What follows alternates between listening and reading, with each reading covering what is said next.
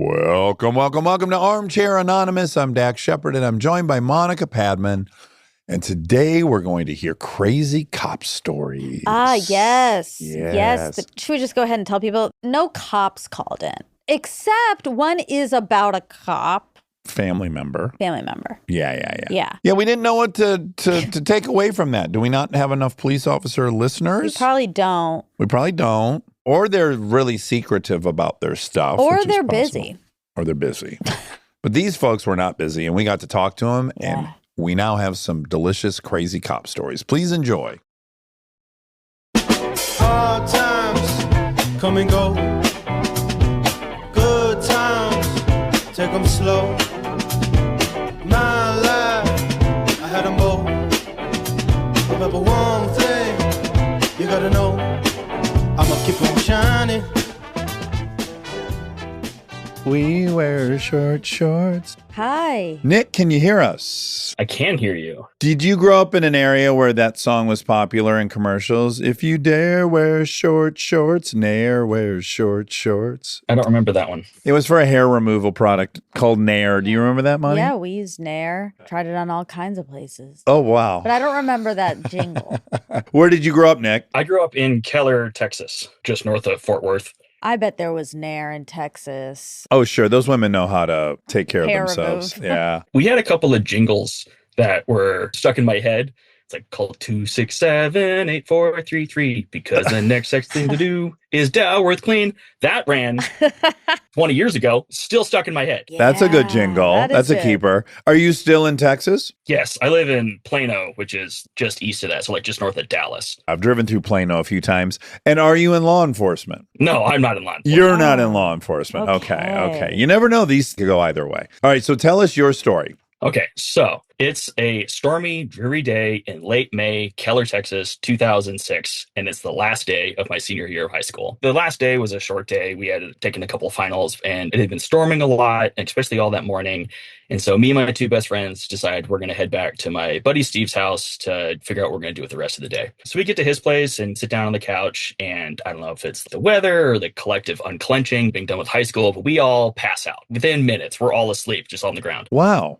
A group nap. An hour or so later, my buddy Steve wakes up and begins berating us for being super lame. You know, like it's the last day of school. We're sleeping on the ground. And so he's like, we got to get up. We got to go do something. We're getting ourselves amped up. There's nothing better than directionless energy for 18-year-olds. Nothing dangerous about that. Right, exactly. So to kind of set the players for this story, so it's me and my two best friends at the time. One's name is Alan. He's like 6'7", 275, shoulder-length red hair, looks like a Viking. Wow, yeah. So my buddy Steve, he hadn't quite grown into his adult male form. He was all gangly. He was long limbs, long fingers, right? Just an awkward looking dude. And so we all pile into my car. And the car here is important because it's where most of the story takes place. To surprise me for just after my 16th birthday, my father brought home a manual cherry red Saturn station wagon. Yeah, I know that vehicle. Ugly car. I hated it. I don't know if my dad was going for a form of birth control. It was the worst.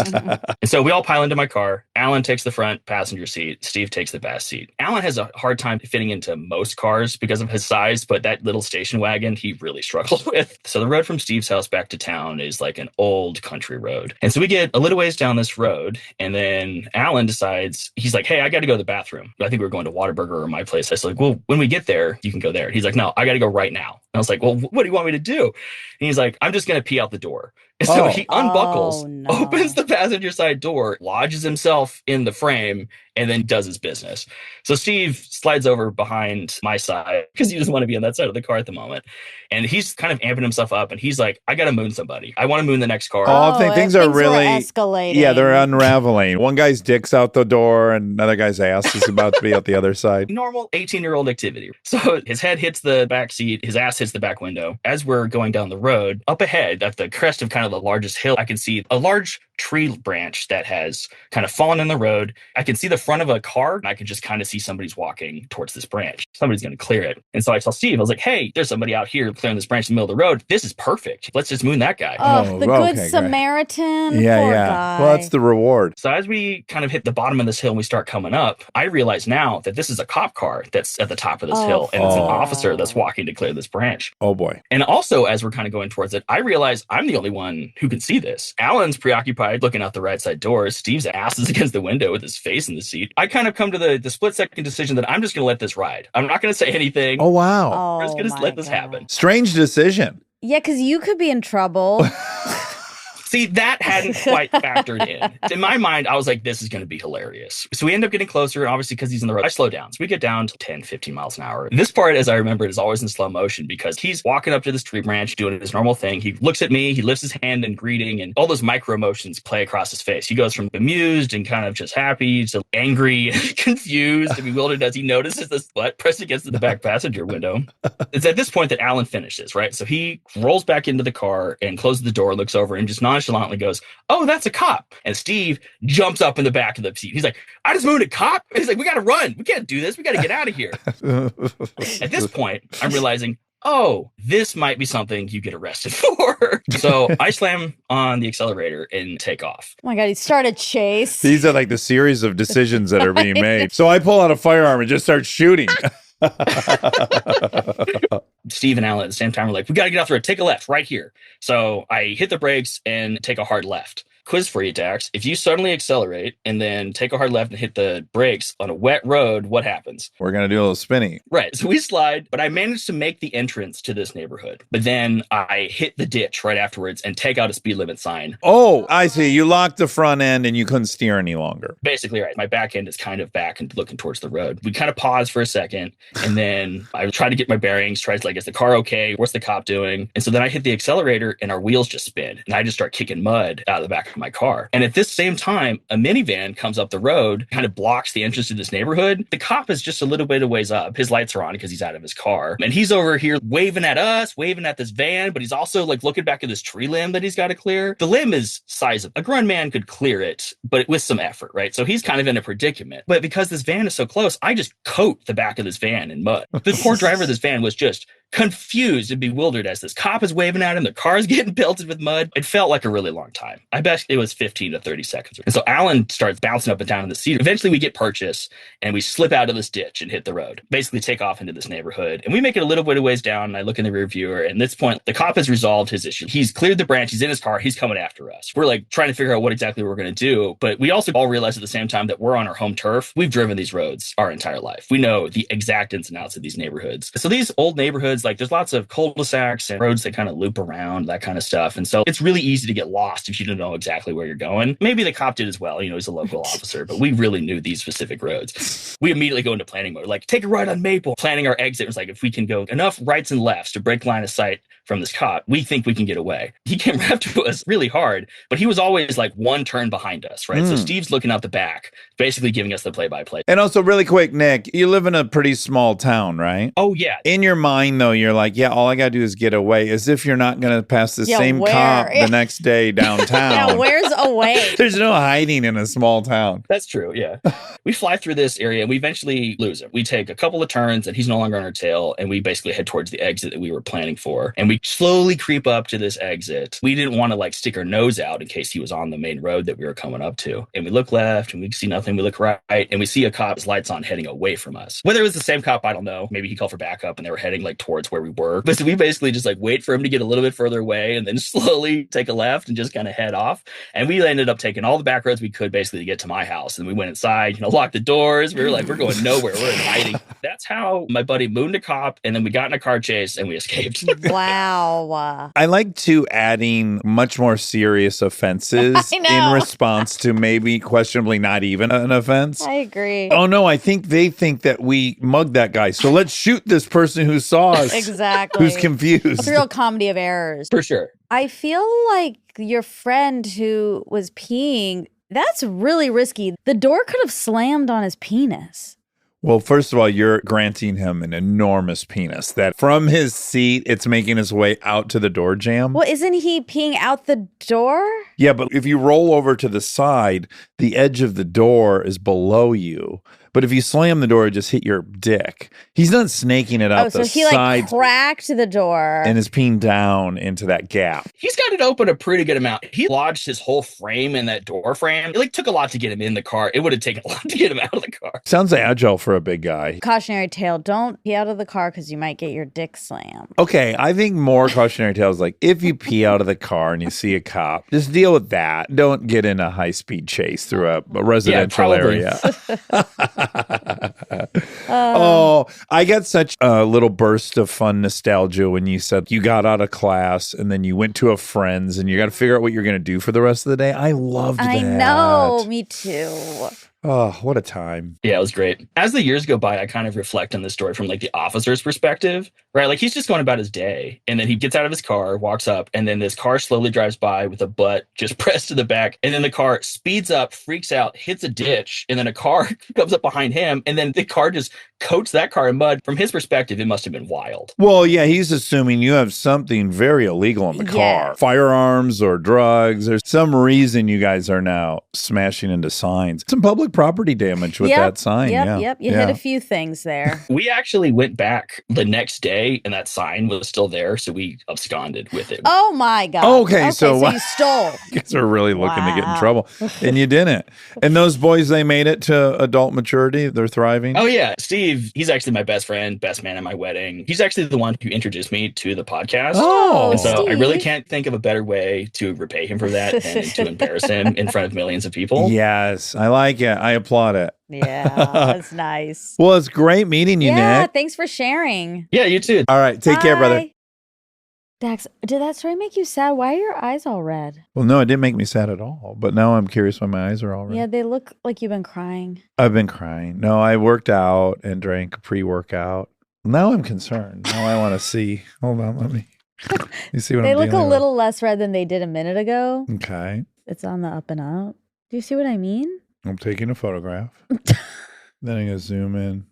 Is it right there you're talking about? Yeah, that one is very Yeah, red. That's probably from lifting. Oh my God. Popped a blood vessel in your eye. I don't know. I do think my eyes are going. Red? I think they're dying. I feel very vulnerable with my eyes. You do? I do. The rest of my body feels very bullish and virile, but my eyes feel like they're in decline and I don't know where it's going to stop. Okay, well. And now they're popping. They seem to be popping out the sides. Maybe it's just my Bob's Big Boy shirt made the red pop. It might be that. I'll put my eye drops in before the fact check. Okay. Also, it's important for me to say that my brother was almost named Alan. Oh, he was. Yeah. I'm glad you told us. I took the time to tell him. Yeah. Okay, actually, I was thinking about mooning. Do you think anyone has been mooning and then they get freaked out and they fart and poop on the window? No, I don't think that happens. I think that's happened.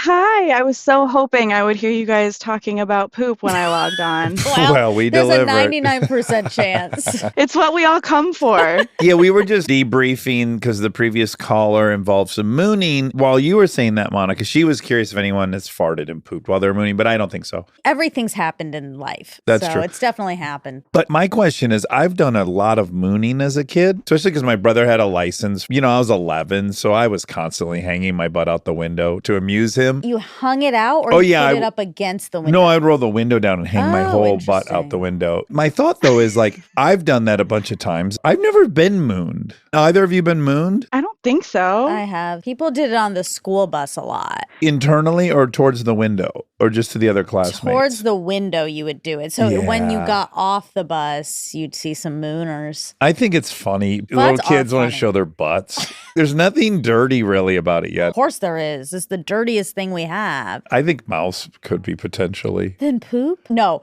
Because you'd rather eat someone's spit than eat their poop. For sure. I'm just thinking some people's mouths are really problematic, Ew, right? I don't want to think about that. Like you've been talking to someone and there's food and there's stuff in the corner. I'd rather see their asshole at that point. That's what I'm getting at, Monica. Can you agree? Yeah, I'm always panicked that I have that. If you've got a lot of food. Look, you're making everyone self-conscious. Stop that. There was some teeth mouth checking before I got on the computer today, so I think I'm all set. You look great. Oh, well, thanks. Where are you, Sydney? I am in Fort Wayne, Indiana. Fort Wayne. We've been doing a lot of Indiana lately. Okay, so you have a cop story.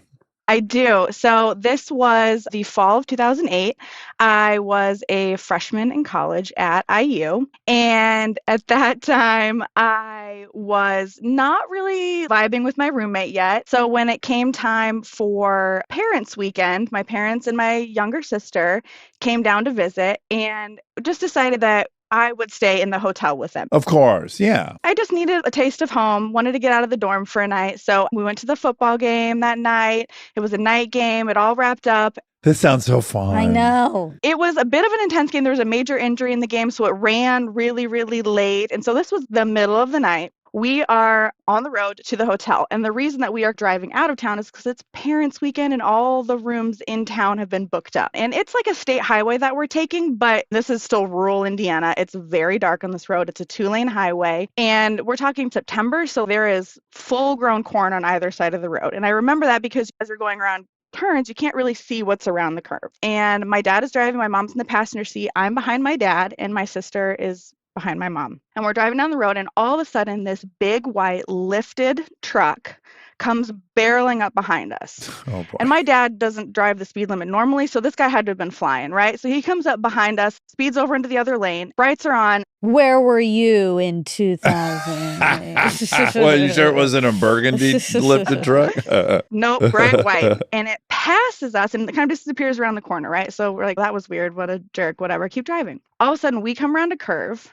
And there this white car is pulled over to the side of the road. We'd pass it. And as soon as we get past it, it pulls out behind us and turns on flashing lights, like police lights. So we are getting pulled over by an unmarked police car. Oh, God. That's a thing? You don't know about unmarked police cars? That sounds illegal. They're huge in Michigan for speeders. Yep, we have them in Indiana, too. I could do a PSA right now. It's bullshit. Everyone needs to adopt California's strategy. You look at high accident zones and you police those, and you're not out just trying to catch speeders. That doesn't do anything to increase safety. But Michigan's all about getting that revenue. Yeah, same with Georgia. But their cars are black, and then in like light black, it says police. Oh, no, you can get pulled over by a guy pulling a fishing boat in Michigan. What? Yeah. This is in rural Indiana. Who knows what county or whoever town that we're in. So we're getting pulled over. And of course, my dad, I'm sure, said something along the lines of like, well, what the hell did I do? You're the one who just was barreling up behind me. So my dad pulls over. The guy gets out and walks up, and he is wearing basketball shorts, No. a cut-off T-shirt. What? Got his glasses on, and he's wearing like those earrings that are half hoop earrings that have the balls on the end. Do you know what I'm talking about? What? Oh, my Lord. Look like he's coming from a rave or something? Yeah. This is why this has to be illegal, because anyone can just pretend. Yeah, it's very untrustworthy. We need a Yeah. uniform. So he comes up to my dad's window, and he starts laying into my dad about, do you know how inappropriate it is to be driving around these back roads with your brights on when there's people in front of you? It's really dangerous. You're lucky I'm off duty right now, or I'd be writing you a ticket. Oh, my God. my This is God. such an abuse of power. Yeah. Okay, continue. So my dad is kind of like, sorry, officer, won't do it again. I'll be more careful going forward. And the guy says, okay. And he walks back to his car and gets in his car and drives off. We get behind him when we're driving, following him further towards the town that we're staying in. And as we're talking, we're like, that was really weird. The way he was driving, the way he was dressed, honestly, generally his behavior, it just didn't feel right. My mom or I, we debated which one of us had the idea to say like, well, maybe we should just call 911, talk to dispatch, make sure that was on the up and up, because that was strange. So she calls 911 and she talks to the dispatcher, and the dispatcher is like, yes, ma'am, you can get pulled over by an off-duty police officer. Yes, ma'am, the vehicle doesn't need to be marked. Really kind of dismissive until my mom described the vehicle that he was driving, that lifted white truck. And then all of a sudden, this woman's demeanor on the phone just changed. And all of a sudden was asking, where are you? Is he still in front of you? and trying to get a little bit more details. Oh my God. She says, okay, you guys are going to be coming into town soon. As you come into town, you're going to see a Walgreens. We want you to pull into that parking lot. An officer is going to meet you there. So we pull into town. An officer pulls off to meet us, and a swarm of police cars descend on the truck in front of us. Wow. We see him getting pulled over down the road. Oh, we love this. I love this. I love it. Oh my God. Yeah. So we're sitting in the Walgreens parking lot. The officer comes up and talks to us, gets our description of everything. And because of where I was seated, I could kind of see him best because my dad's right there with the lights, my mom and my sister on the other side. I could have the best view of his face. And so I'm describing him to the officer. We give him a full statement. He goes back to his car for a little bit. We see the commotion up the road. Officer comes back and tells us that was not a police officer who pulled you over. He has been suspected of doing this before. And it has generally been to cars full of one or more women. Oh my God. This is disgusting. We don't know details about what happened to those other women, but we do suspect that he came up behind us, saw me and my sister in the back seat, thought it was a car full of women. And when he saw my dad in the front seat, he just kind of... He had to pivot. Yeah. Oh my God. Wow. That is so crazy. I'm going to start a bill. The law's already on the books. You're not allowed to impersonate an officer. We should have you can't do unmarked Oh, or no off unmarked. duty. What we kind of learned from this is that if you are ever in somewhere as remote as where we were, or in a situation where you don't feel safe pulling over, you can call 911, you can talk to dispatch, and you can say, hey, I'm getting pulled over in this location. This isn't a good place for me to stop. I don't feel comfortable. Can you please tell the officers they can follow me? I'm going to meet them here. The other thing we learned is that at least in Indiana, cops are supposed to have red and blue flashing lights. Did he just have red? I think it was just red. It was just one color. He was probably a volunteer firefighter because you're allowed to have red flashers if you're a volunteer firefighter. It's illegal for anyone to have blue flashers unless they're law enforcement. I think he got it at Spencer's Gifts.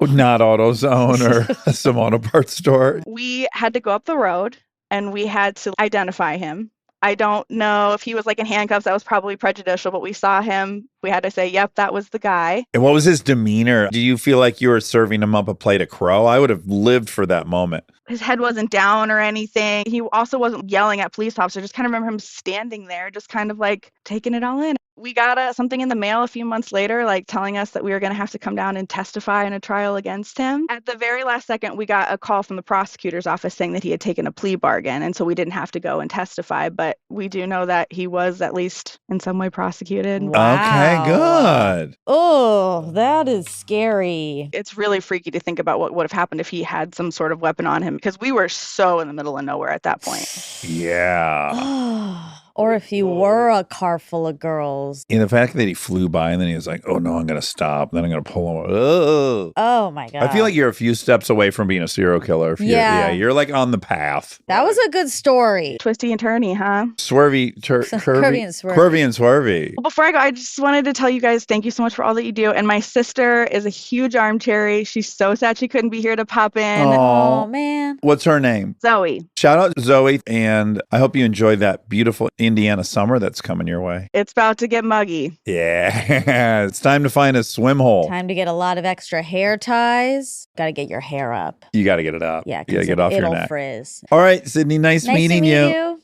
Nice to meet you guys too. Thank you for everything. All right. Take care. Bye. Hello. Hi. Hi. Is your name Devin? Dax thought you were going to be a boy. I did. It's been a common thread. I thought you were going to be a boy with a big barrel chest. Wow. Okay. I'm so happy to meet you both. I don't know why. I don't know We're why. happy to meet Why you. are you happy to meet us? This is a mess. I'd way rather see you than a barrel-chested Devin, for sure. That's just what, for some reason, I decided we were going to see. Devin is a common girl's name, too. Now, you're in a cold climate. I am in New York City in Manhattan. I think I accidentally manifested this because I am in a walk-in closet for New York. And when I first toured this apartment, I'm a rule follower, which is actually foreshadowing for this story. Oh, great. I subconsciously must have, listened to a lot of Armchair, and I saw this walk walk-in closet. I was like, oh, perfect. If I ever do Armchair Anonymous, I can follow the rules, which is sick and twisted. No, it's not. You secreted it. Yeah, that needs to be an option for it to happen. That was great. Yes, for New York, this is like a 1,400 square foot closet. It's luxury for sure. Yes. You're not from New York, are you? I am, but outside of the city. Oh, okay, great. I shouldn't have assumed that, but I think New York's like LA where almost nobody is from here. Right. Except our Emma is from New York City. She is. You should let her break your stereotype. I'll include Emma and now Devin.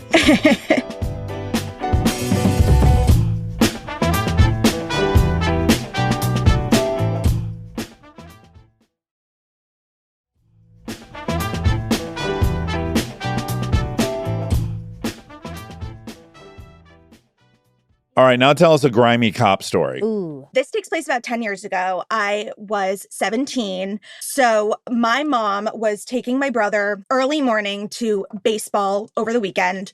What you need to know is that I did dance very competitively growing up, 7 days a week, all of that. And as you get older, we had ballet multiple times a week, but it was Saturday mornings at 8 a.m., which looking back now, as you get into high school, they were trying to keep us from going too crazy on the weekends or doing anything because you would have to pay for your crimes with our French ballet teacher on Saturday mornings. Yes. And was that effective? Did you find that you didn't have much of a social life on Friday nights? Sometimes I was trying to get around that. Okay. Especially once I hit 17, I hadn't had much of a social life and I had been kind of pushing. So my mom was not going to be home in the morning. They were leaving at 4 a.m. So sometimes I would be able to go out and rely on my mom to be the person to be like, get up, get out, you have ballet. This Friday night, there was a big party and I was like, Mom, I have to go. And she said, okay, but no one is going to be here to wake you up. You're on your own. And I was like, I'm fine. I am going to have a few glasses of cheap pink wine or whatever the hell I was drinking. I'm going to be totally fine. Like, you can trust me. She's like, okay, you have to get yourself there. So I go out. I have a great time. I have a little bit too much pink wine. Boone's Farm? Barefoot pink Moscato. Okay, I guess it's all changed. Monica just looked at me so disapprovingly. You're really showing your Boone's age. Farm. Yeah, that was the pink wine of my generation. Oh, God. Is that even still in the marketplace? I've never heard of it. Have you ever heard of it? No. Oh, this is humiliating. Okay. So I have a bit too much. And my alarm doesn't go off. I don't wake up. I wake up with a start on Saturday morning, look at my phone and say, oh, I am completely screwed. I am so late.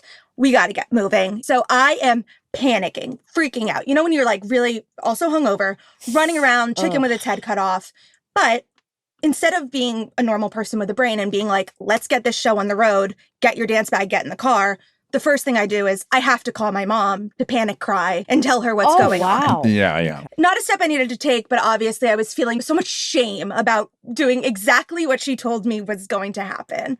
So I go and I grab a landline, which is important. I dial the first 3 numbers of her phone, but in my state of shock, I dial 911. Oh, I think it's my mom. I'm like shaking, and all I hear on the thing is 911, what is your emergency? I immediately hang up. They won't know. If I hung up, I hung up. Now I know. First red flag. If you hang up, they need to call back. Make sure you're not being murdered. Exactly. So they call back not once, not twice, 3 times.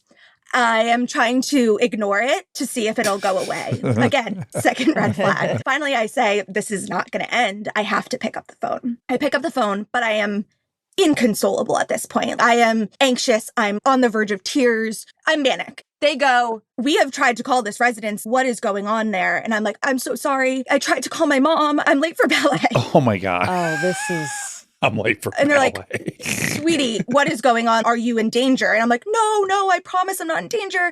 And they're like, well, we need to talk to someone.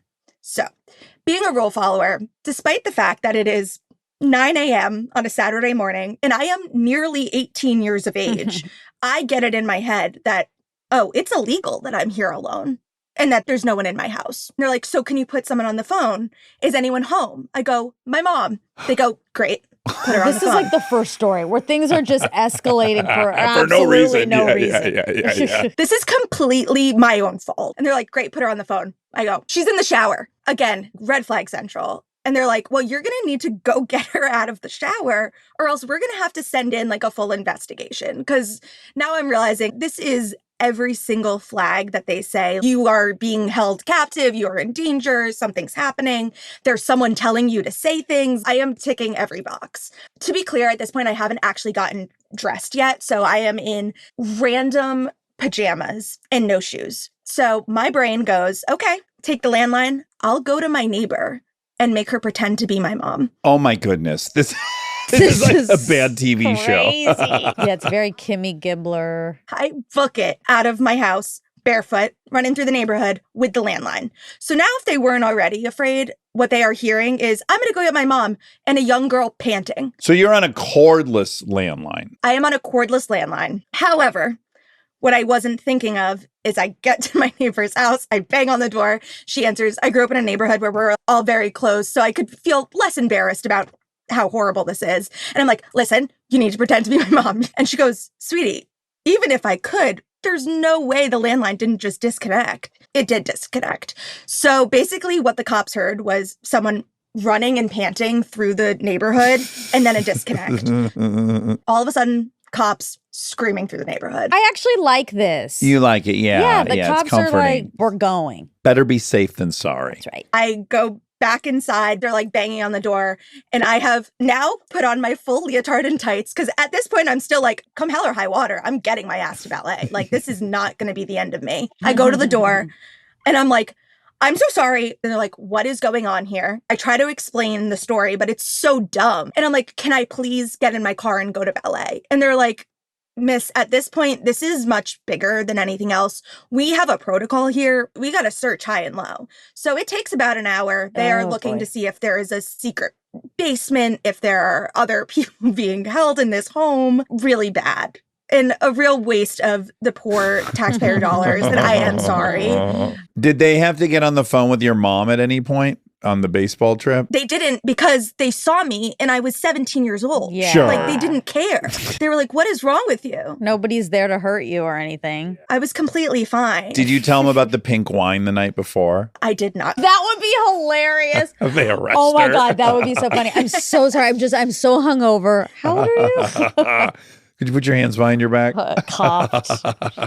When cops are involved, things get very heated. People's thinking goes offline. It does. Often I'm in the car, and if there's just a cop anywhere near me, I really start to get scared for no reason. Right. You're doing everything by the book. Yeah. Maybe you've had a couple pink wines. No. No pink wines. Sober. And I'm still scared. Your mom thought the whole story was funny, and I'm sure you got your just desserts. She's like, you're an idiot. And I could have told you this was going to happen. She almost orchestrated the whole thing. She's like, I'm going to give her enough rope to hang herself. This is parenting 101. It'll be harmless. She turned off the alarm. I didn't want to say anything, but you've brought it back up.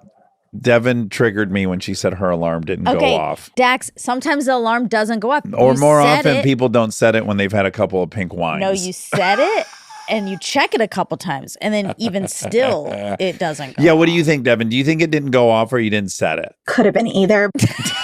I probably didn't set it. No, you said it. Occam's razor would definitely say you didn't set it. There 'cause are exceptions. What are the odds that it goes off all the time except for the one night you came I home just drunk? can't believe this is the one time you're choosing to believe that tech doesn't have bugs. This is the only time I don't believe women. If I was male Devin with a barrel chest, I'd be like, you got to get that It's alarm clock looked true. at. No, I would definitely think he didn't set it either. Oh. And I think all the times that I said my alarm didn't go off, I think I didn't set it. I think that's what happened. Well, Devin, it's a nice delight to to meet meet you. you. it was so nice to meet you both. Thank you so much for everything. I do want to shout out my mom, who is such a big Armcherry. She almost wanted to fly in. Oh my God. What's her name? Her name is Ellen. She loves you both. Oh. Shout out Ellen. Yeah, and I like Ellen's parenting. She will absolutely die. All right, well, Thanks take for care. chatting. Thank you both. All right, bye. I was watching my sexy show. They drink wine in it sometimes. I think it's the most unrealistic thing about the show. Oh, really? Because Yeah. they're too young? Yes. And then now I'm proven wrong. Well, kids drink wine for sure in high school. Boone's Farm. Hi, Anna. Can you hear us? Yes, I can hear you. Can you hear me? I can. Do you have any opinions on what ages over index for wine consumption? Monica saw 20-somethings in a Don't leave show. the witness. You can just answer. Oh, okay. Did you drink as a kid in high school? I did not. I was a rule follower, but I'm from Louisiana, so everybody's drinking, okay? Yeah, Oh my God, for yes. sure. But are they drinking wine when they're young? I mean, no. They're not, right? They're drinking rubbing alcohol like I was. I have friends in Europe, and they were drinking at 13, 14, 15, all wine. That's right. And then they're fine. How old are you when you drank for the first time? Did you wait till your 21st birthday or college? I was 20. You almost made it. My aunts took me out for a night. They said, we don't want you to make a fool of yourself. We're going to give you a little prep. How did they initiate you? What was the cocktail? Oh, we drank everything. We went to a nice dinner, and then we went home, and then it was game on. Oh, I love fun. this. Okay, where are you in the world? I am just north of Dallas in Melissa, Texas, but I'm from Lafayette, Louisiana, which is where this story takes place. Okay, wonderful. Hit us with this cop story. Yes. So the year is 2003. I am 8 years old. My parents are freshly divorced. My dad is a police officer, but we are learning a new normal. We have a new house. We're in a new situation. And so while there was a lot of upheaval in my life, I felt like my dad was always this protector. He was the police officer. He was always so strong. That's a good feeling, isn't it? Especially as a little girl. Yeah. Amazing. In our town, we have a little mini mart.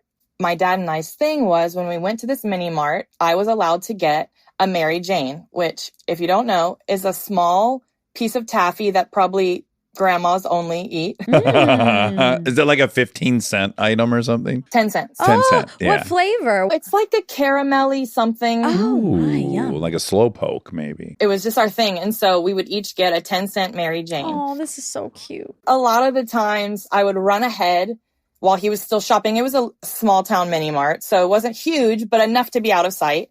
I would run ahead, grab the candies, and then meet him wherever he was. So this particular day, I run up to grab the Mary Janes, and as I'm reaching for the candy, someone grabs my wrist. I look up, and it is a very tall man in sunglasses, and he says, "I am so sorry. I thought you were my daughter." I'm thinking harmless. And I just skip away. As I said, I'm pretty young. No red flags at this moment. So my dad was a car guy. And when we would drive around locally, we would take our 72 Chevy that was red and white pickup truck. So you can't really miss it. We hop in the red and white truck. It's a 3-seater. We drive home. When we get home, we unload our groceries. I climb up to the counter. I'm eating a snack. And the way that our house was laid out was to the left of the island was a door. The top half was a window and our garage was open. So that was the door that led into our garage. I'm eating and I see someone approaching the door. And I turn and look and it's the man that grabbed my wrist. Oh my Oh God. my He followed you guys. Ugh. He followed us home. Ugh. Whoa. At this moment, I'm realizing something isn't right. I still am very confused. The dots are trying to connect, but they're not there yet. I hear my dad come in the room and he says, "Go to your room." And I say, "No, I'm fine. Everything's fine. What's going on?" Yeah. And he was a very unserious man. We were very silly.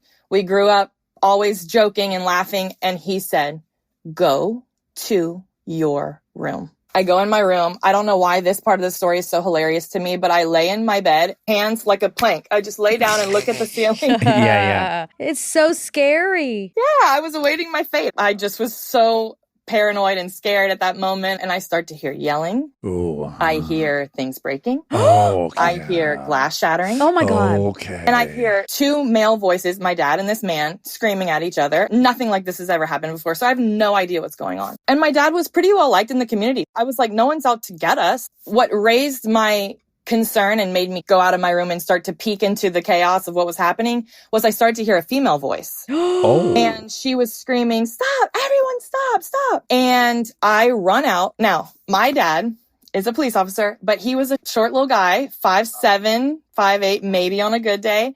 And this man is like 6'5". Oh my boy. God. I look through the door of my garage. My dad is like a spider monkey on this guy's back. Oh my God.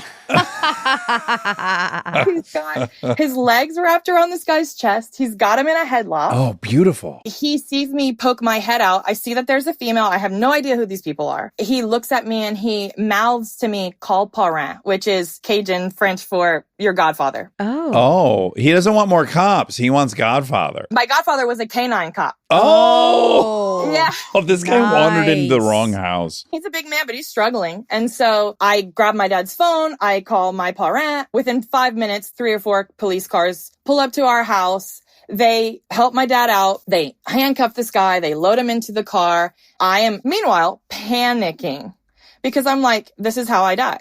Yeah. Ugh. Well, there's a giant in your home and your dad's like hanging on for dear life. My dad comes in. He's flustered, but no injury, no lasting effects. And he sits me down and he goes, that was crazy. And I was like, yeah, it was. And he said, I arrested that man a few years back. He found out where I was and he followed us home. Our car is very obvious. He probably was scoping out the situation at the store. But wow, he grabbed you. That's I such know, a crazy ew. detail. I will never forget that feeling because right when he grabbed my wrist, I felt a little bit panicked. But when he said, oh, it was an accident, everything was settled in that moment. Do you think he was going to do something to you, but then when he saw your little face, he was like, I can't? I've never thought of that part. I just always thought he was thinking, how can I hurt her dad? Yeah, exactly. Scare everyone. But what's crazy is if you're this dude and you're like, I'm going to go to the house, you know it's a cop. You know he's armed. What's the game plan? I'm shocked he didn't come in With a gun. Yeah. And I don't know if there was any weapons or what. I mean, I wasn't in the chaos when it was happening. Thank God. And who was the lady? His wife, I guess his driver, She was along for this ride. Bonnie and Clyde. bringing him. Yeah. Oh my Lord. What was the outcome of all this? He went back to jail for that incident. I don't know how long he stayed in jail. Did your dad say what he had arrested him for initially? I wonder. Probably kidnapping. Oh, wow. That's crazy. That's so creepy. Were you so proud of your dad? I was so proud of him. When I saw him on that man's back, I was like, you know what? Your size doesn't matter. That's right. And honestly, when it came to me and my brother, it didn't matter if the person was an ogre. He would have won. That's so sweet. Oh, my I like God. this story. You know, I like my dad's stories. We love dads here. Yeah, we do. I just want to say that the type of dad that you are, Dax, that's how my dad was with me. And as a little girl, you don't forget the way that your dad validates you and is so sweet to you and is involved and cares about what you care about. Oh, buddy. I just want to say it's kind of a sim. My dad passed away very unexpectedly 2 days before I graduated high school. I got this little email on Father's Day and I just felt like it was so sim. And I was like, thanks, Dad. I get to talk about you. That is so sweet. Anna, I'm Well, so sorry. me too. That's way too young. But I'm glad you got a good one. I say that all the time. When people say, I'm so sorry. I say, I got him for 18 years. So many people don't have that. That's a good attitude. Well, Oh, thank you so yeah. much. Such a delight meeting you. It was so nice meeting you guys. I hope you have a great rest of your day. You Okay, you too. Bye-bye. Beautiful story. Oh, it kind of makes up for my missteps with the Boone's Farm and the other things I messed up this episode. Why did that make It just cleansed the palate. We got to go out on a happy note. Oh, I see. Yeah, it erased all the bad stuff that That you happened. did. Yeah. You did a bad thing too, or no? Did I? All right, love you. Love you. Do you want to sing a tune or something? We don't have a theme song. Oh, okay, great. We don't have a theme song for this new show, so here I go. We're gonna ask some random questions, and with the help of Armcherries, we'll get some suggestions. On the fly rhyme dish, Enjoy.